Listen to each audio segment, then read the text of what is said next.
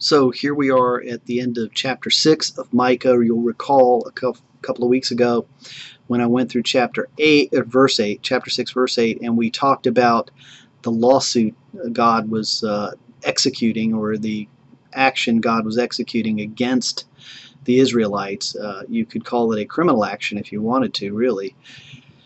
And he has brought them to court, and he has provided the evidence, and now he's going to finish his closing statement and execute judgment. And so let's read here briefly, and I'll be looking, that way, whichever way. It always gets backwards when you're looking at yourself on the video, but I'll be looking over to read from some scripture. I'm going to read the last few verses of Micah chapter 6, and then we'll just talk about them.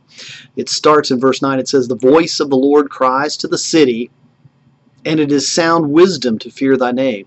Some translations might talk about the rod being ordained here. "Hear, O tribe and assembly of the city. Can I forget the treasures of wickedness in the house of the wicked, and the scant measure that is accursed? Shall I acquit the man with wicked scales, and with a bag of deceitful weights? Your rich men are full of violence, your inhabitants speak lies, and their tongue is deceitful in their mouth. Therefore I have begun to smite you, making you desolate because of your sins. You shall eat, but not be satisfied. There shall be hunger in your inward parts. You shall put away, but not save, and what you save I will give to the sword. You shall sow, but not reap. You shall tread olives, but not anoint yourself with oil. You shall tread grapes, but not drink wine. For you have kept the statutes of Omri and all the works of the house of Ahab, and you have walked in their counsels, that I may make you a desolation and your inhabitants a hissing, so you shall bear the scorn of the peoples." So we have God pronouncing the judgment. He said, I've given you the evidence, and I've closed my case, and now I'm pronouncing judgment on you, and it's not good. And so what's going on here? Well, we earlier on in Micah, we learned that the priests and the prophets and the business people and the civil leaders of Israel were all having a good old time, and were living large, as we might say, or as we used to say, somewhere back in the 80s, I guess, I don't know. But in any event, they were all doing quite well, thank you very much. But here's the problem: they were cheating. And as we heard along the way, the prophets were prophesying for money. The priests were not doing their jobs. The people weren't giving what they ought to give. The rich were, weighing things improperly here. The scales were falsified, and just everything was being done halfway or by cheating. And God says, that's not what I want, and you ought to fear God. Now look, this idea of fear, sometimes people will say that means you ought to show reverence to God. And while that is true, and there is no doubt and no question you ought to show reverence to God, this idea of fear of God seems to have vanished from Christian thought these days. We don't really have a healthy fear of God any longer. And part of that is in a good sense, in that as Christians, we recognize that we are not saved by our works, which ironically gives us a reason to be less fearful than the people of that time, because they understood that their works mattered a lot in a different way than we do oftentimes. And that was something Jesus was constantly fighting against the Pharisees and the teachers of the law and the Sadducees. He was constantly fighting with the religious leadership and the religious people of the time, saying, no, you aren't saving yourself by works. You're saving yourselves by faith, just like Abraham, saved by faith. The works are an evidence of the salvation, not the means of the salvation, even in the Old Testament. And yet the people just didn't understand.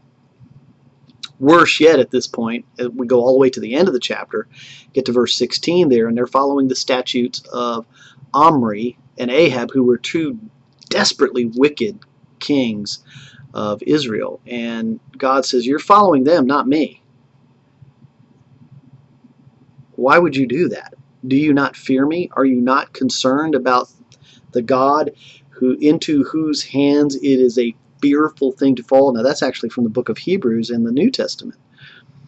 So we have given away our healthy fear, even though the Bible frequently says fear God.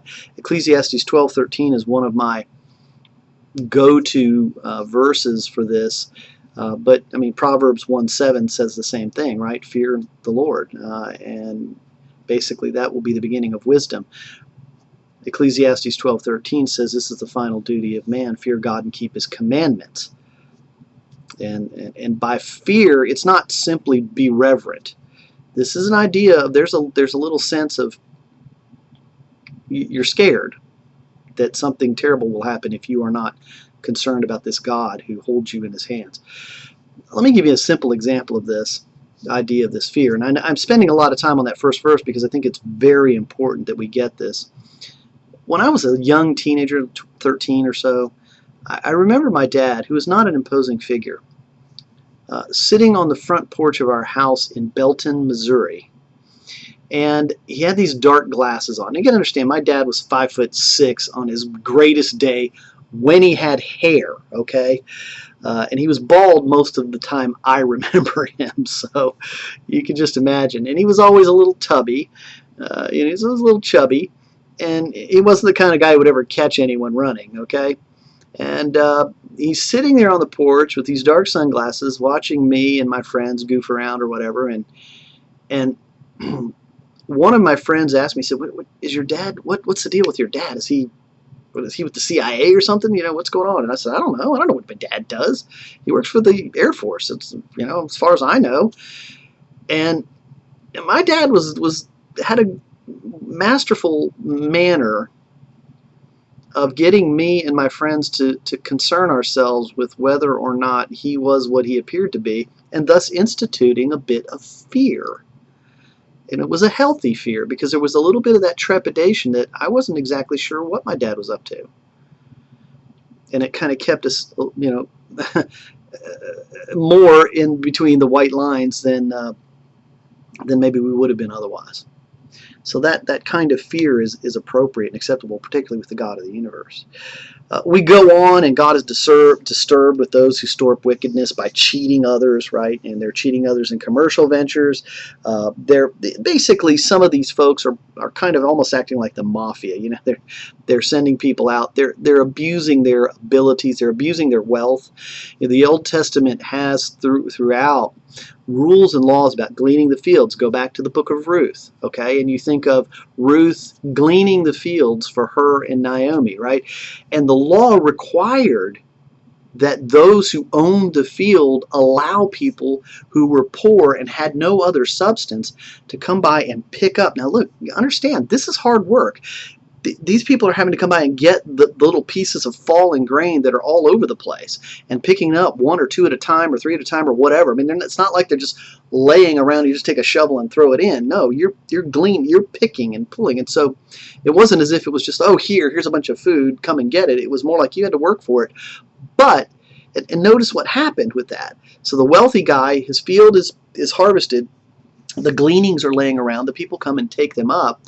Those who are poor and don't have anything and have no substance, they still get, and I'll call it joy, they still get the satisfaction, maybe is a better word, of actually doing the work, right? And so there's an exchange, and a fair exchange, right?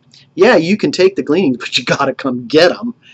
I'm not going to give them to you, and I'm not going to pick them up for you, but if you want to come after my people have gone through the field, you're free to come and pick up as much as you can get.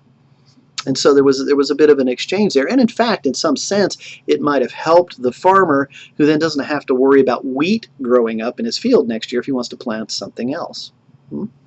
There's a whole bunch of stuff going on here. Anyway, so that's not, but the problem is, at this point in Israel's life, that's not happening. Those kinds of things aren't happening, and the kinds of ways that are supposed to be done. There's wicked scales, they were tipped. There's deceitful weights. They're putting a pre-measured weight on one side that really isn't what it's supposed to be.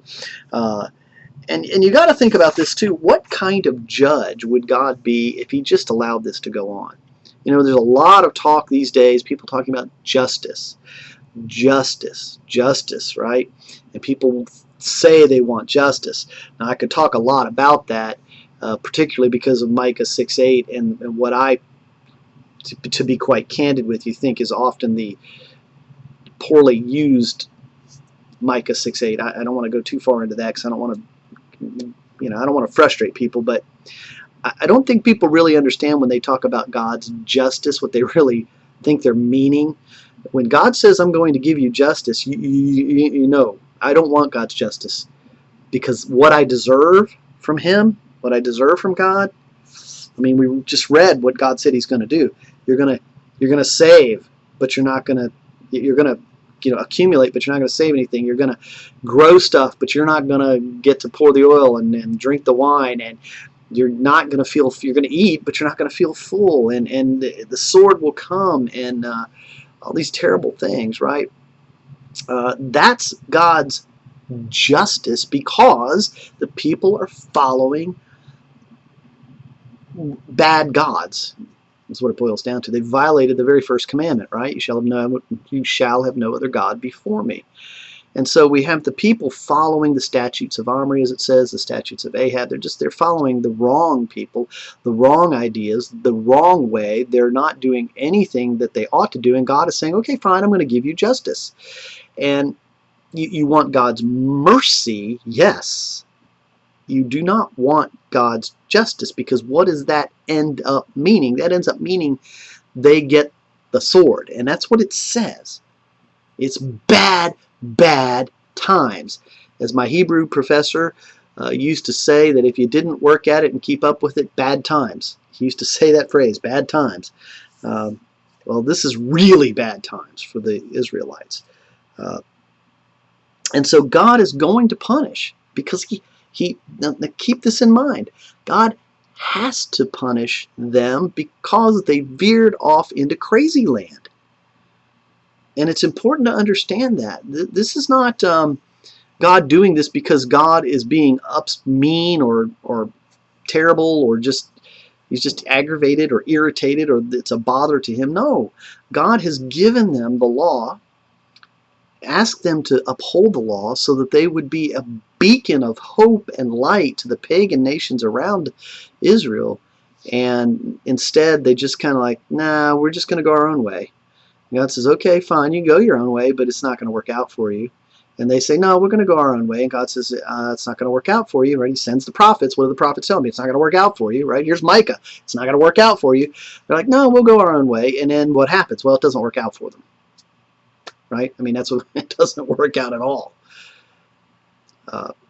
And so God's justice, as described in chapter 6 of Micah, is fearsome. But it is also right and righteous and holy, because they completely ignored all the things they were bound to do as a result of God's mercy, pulling them out of bondage, taking them to the promised land, giving them the promised land, right? God being extremely merciful, and yet they took that for granted. And in taking that for granted, they then ultimately received God's justice. So let's keep that in mind as we're thinking about justice. God's justice is perfect and holy. He must correct wrongdoing. And so we have to be very careful when we start talking about justice and using the biblical notion of God's justice to talk about our ideas of current thinking of justice, because they're not really the same thing, quite frankly. I will end here by saying this: be very careful about talking about justice in a biblical sense, and then taking that and moving it over into our social sense, and trying to talk about it in a secular way, because justice in the secular sense often means vengeance, and what people really mean when they say they want justice is they really want vengeance, and that's not appropriate for us to seek vengeance. That's God's job, right? I mean, go back to Romans chapter 12 and other places where God says, vengeance is mine. Paul quotes that. So Israel's going to suffer because God must exercise justice. He's laid down the evidence. He's made his closing argument, and he has concluded that Israel's going to have to be punished because of its sins. It says right there, you've sinned and sinned and sinned, and you're going to be punished. Keep in mind as we go further, and we'll see this as we wrap up Micah, there's always that glimmer of hope, though. God never, ever, ever leaves Israel without hope. And so we will get to that soon.